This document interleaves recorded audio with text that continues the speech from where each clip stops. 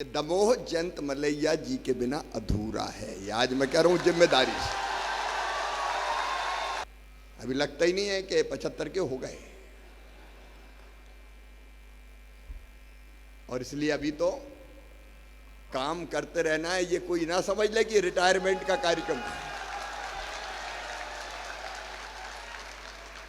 अभी तो काम करते रहना है,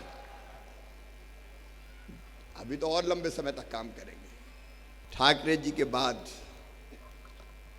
हम सबको जिनका स्नेह और प्रेम मिलता है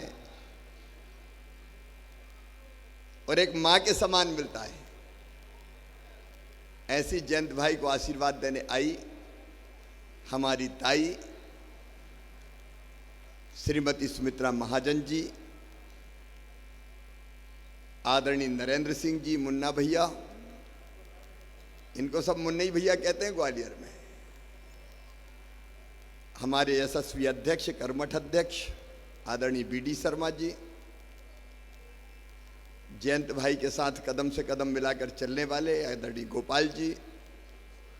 अब समय की सीमा है, भूपेंद्र जी, अजय जी सभी बैठे हुए हैं, मोघे जी भी थे यहाँ बीच में, हाँ मोघे जी भी बैठे हैं, लेकिन समय की सीमा है।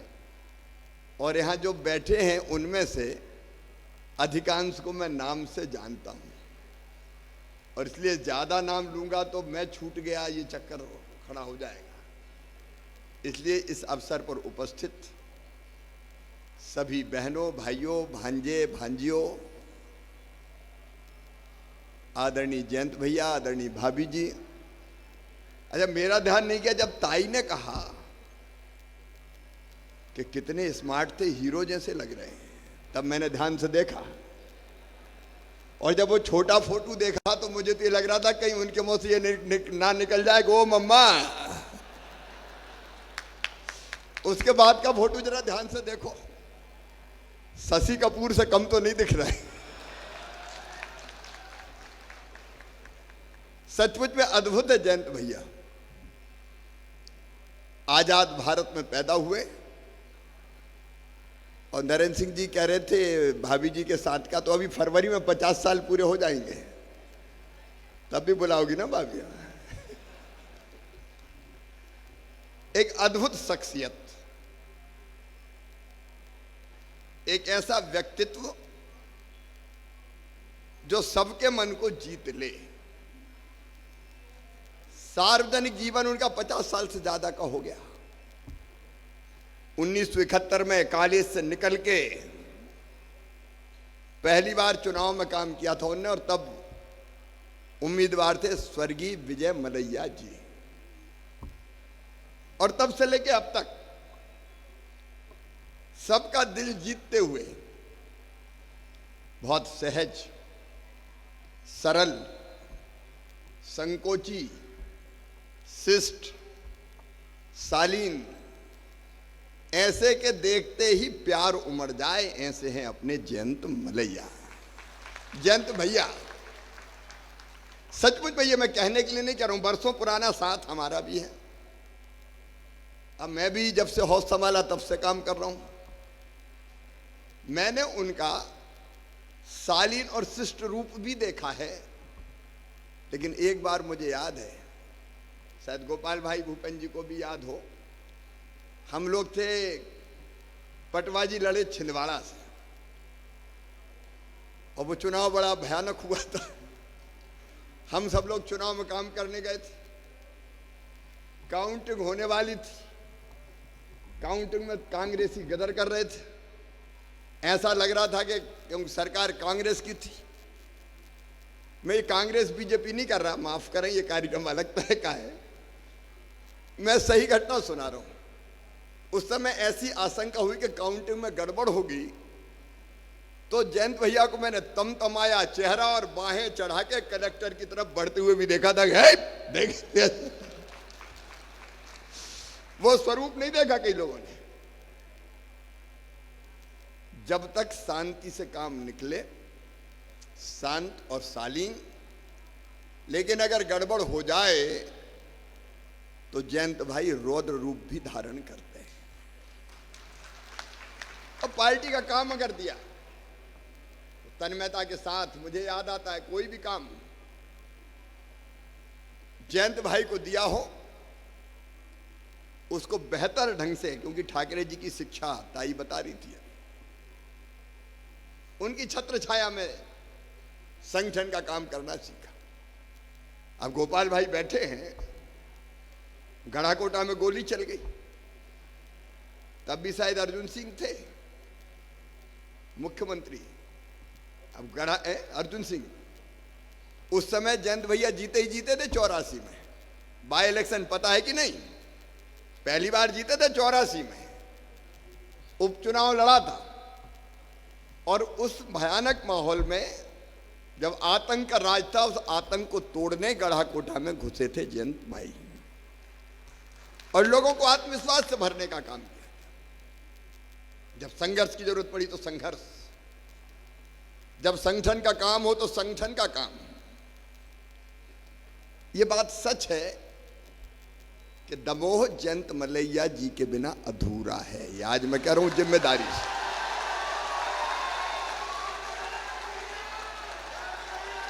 हर दिल पे उन्होंने राज किया। देखो हार जीत तो चलती रहती जी। अब हम बिहार गए थे, कहां भेजा था लड़ने हमें, राघव का, लड़ जाओ तो लड़ गए दिग्विजय सिंह से, उसमें क्या दिक्कत। जब पहली बार 84 में भी जयंत भैया पता नहीं संयोग ऐसा 92 वोट से हारे थे, जब जबरदस्त माहौल था, इंदिरा जी की हत्या हो गई थी उसके बाद। और इस बार भी थोड़ा किनारे पे ही मामला था। जनता का अनेकों बार, 7 बार मुझे लगता, 7 बार 8 बार लगातार विधानसभा का चुनाव जीतते रहे। और मुझे याद है पहली बार पटवा जी के साथ जब मंत्री थे, मैं तब से बहुत ध्यान से उनको देखता हूं। योग्यतम मंत्रियों में से पटवा जी के मंत्रिमंडल के सदस्य थे जयंत भाई। इसके बाद उमा दीदी की सरकार 2003 के बाद आई, तब भी जिम्मेदार और गंभीरता से काम करने वाले मंत्री थे जयंत भाई। फिर गौर साहब की सरकार आई, बीजेपी की सरकार है मतलब, उसमें भी पूरी जिम्मेदारी निभा के मुख्यमंत्री का साथ देने वाले मंत्री थे जयंत भाई। और मेरे साथ तो लंबा समय गुजरा। अब मैं सच बता रहा हूं मुख्यमंत्री के नाते, जब भी कोई महत्वपूर्ण और गंभीर काम किसी को देना हो तो मेरे सामने एक ही नाम आता था, श्री जयंत भैया, और मैं उनको देता जाता था। अब वो मेरे साथ सरकार में, जब मुझे लगा कि नगरों की स्थिति खराब है, काम ठीक करना है, तो मंत्री कौन को बनाए, नगरीय विकास और आवास पर्यावरण मंत्री, तो सोचा जयंत भैया। बाद में फिर मुझे लगा उद्योग लाना है, तो मध्य प्रदेश में उद्योगपति आते नहीं, तो उद्योग लाने के लिए अगर सबसे जिम्मेदार चेहरा कोई हो जो उद्योगपतियों के पास जाए देश में विदेश में, तो कौन को बनाए, तो नाम ध्यान आया जयंत भैया। उसके बाद मेरे मन में एक जिद पैदा हुई कि मध्य प्रदेश की अगर हालत बदलनी है तो सिंचाई की व्यवस्था करनी है, क्योंकि खेती अर्थव्यवस्था की रीढ़ है, और मध्य प्रदेश तब पनपेगा जब सिंचाई योजनाओं का जाल बिछ जाए। मैंने सोचा शिवराज कौन को बनाए, तब भी मेरे सामने नाम आया श्री जयंत मलैया।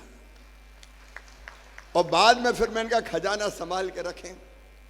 आपको आज गर्व के साथ बता रहा हूं, मध्य प्रदेश कभी घाटे में नहीं रहा, रेवेन्यू सरप्लस स्टेट रहे हैं हम। और तब लगा जिम्मेदार वित्त मंत्री कौन होगा, तब भी फिर एक ही नाम ध्यान आया, श्री जयंत मलैया। ऐसा साथ निभाते आप कल्पना नहीं कर सकते। गंभीर से गंभीर जिम्मेदारी का काम आप जयंत भाई को दे दो और भूल जाओ, फिर पलट के देखने की जरूरत नहीं है। ये योग्यता बहुत कम लोगों को प्राप्त होती है। जयंत भाई मैं आपका ऋणी हूं। मैं आपका आभारी हूं।